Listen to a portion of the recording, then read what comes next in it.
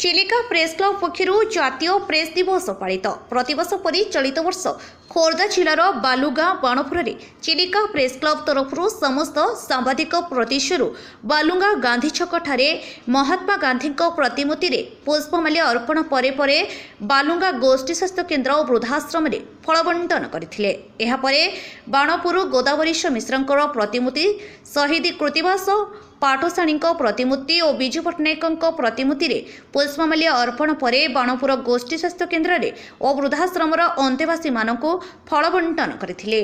जातीय प्रेस दिवस अवसर में सांबादिक मानकर एतादृश्य कार्य को साधारण प्रशंसित करा जायछि। प्रतिवर्ष नवेम्बर 16 रे पालन करा जायଥାଏ जातीय प्रेस दिवस।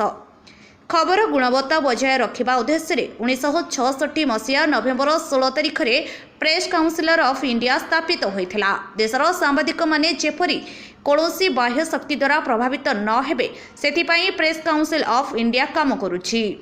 प्रेस काउंसिल ऑफ इंडिया इतिहास विषय जदि कहिबा ताहले 1956 मसीह प्रथम प्रेस कमिशन भारत में गणमाध्यम स्वाधीनता पाई प्रेस काउंसिल गठन करने को योजना होता। तेबे भारत में 4 जुलाई 1966 रे प्रेस काउंसिल गठन होता एवं 1966 मसीहा नवेम्बर 16 रे यह कार्यकारी है।